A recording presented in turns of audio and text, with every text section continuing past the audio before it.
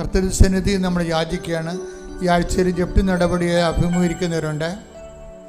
സാമ്പത്തികമായ വലിയ കടങ്ങളാൽ വസ്തു ലേലത്തിൽ പോകാൻ പോകുന്നവരുണ്ട്.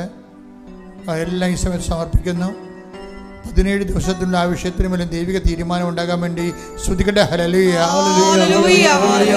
വിവാഹം ഒത്തുവരാത്തവരെ, ആ സ്ത്രീകളും പുരുഷന്മാരുണ്ട്.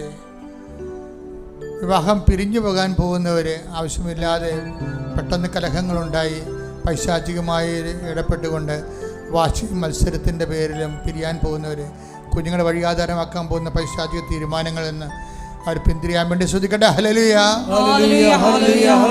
മക്കളെ ജോലിയില്ലാത്തവര്, വിസ ഇൻ്റർവ്യൂവിന് പോകാൻ പോകുന്നവർ, പരീക്ഷയുടെ റിസൾട്ട് പ്രതീക്ഷിക്കുന്നവർ, പുതിയ ടെസ്റ്റിന് ഒരുങ്ങുന്നവർ, അതുപോലെ തന്നെ വിസ പുതുക്കാൻ വേണ്ടി കഷ്ടപ്പെടുന്നവർ, പുതുക്കി കിട്ടാത്തവർ, അങ്ങനെ എല്ലാ മേഖലകളിലും വേദനിക്കുന്നവരെ കർത്താവ് പരിശുദ്ധയുടെ മധ്യസ്ഥ സ്നേഹിപ്പിച്ചുകൊണ്ട് ശ്രദ്ധിക്കട്ടെ. ഹല്ലേലൂയ.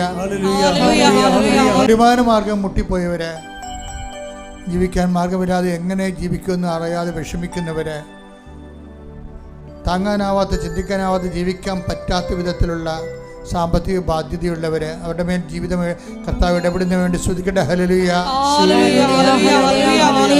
പല ഗർഭചിത്രത്തിന് വിധേയമായവർ, മക്കളില്ലാത്തവർ, അവർ കുഞ്ഞുങ്ങളെയും കൊണ്ടുവന്ന് സാക്ഷ്യം പറയാൻ വേണ്ടി അവർക്ക് 3 കുഞ്ഞുങ്ങൾ വരെ ജനിക്കുന്നതിന് വേണ്ടി പ്രാർത്ഥിക്കുന്നു. കർത്താവിൻ്റെ കൃപ അവരിലേക്ക് ചൊരിയട്ടെ. ശ്രദ്ധിക്കട്ടെ. ഹല്ലേലൂയ. പെൻഡിങ്ങിൽ കിടന്ന വിഷയങ്ങൾ, വസ്തുവാകാം, സ്ഥലമാകാം, ജോലിയാകാം, ചിലപ്പോൾ അന്യാധീനപ്പെട്ടു പോയ സാമ്പത്തികമാകാം, കൈമാറി തിരിച്ചു കിട്ടാൻ പാടില്ലാത്ത അവസ്ഥയ്ക്ക് ആകുന്ന വിഷയമാകാം, നഷ്ടപ്പെട്ട വസ്തുക്കളാകാം. അങ്ങനെയുള്ള മേഖലകളിലെല്ലാം കർത്താവ് സമർപ്പിച്ചുകൊണ്ട് പ്രാർത്ഥിക്കട്ടെ. സ്തുതിക്കട്ടെ. ഹല്ലേലൂയ.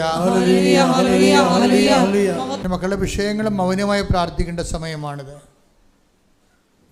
നിങ്ങൾ എന്തിനു വേണ്ടിയാണ് പ്രാർത്ഥിക്കുന്നത് ഇന്ന് വന്നത്? ആ വിഷയങ്ങൾ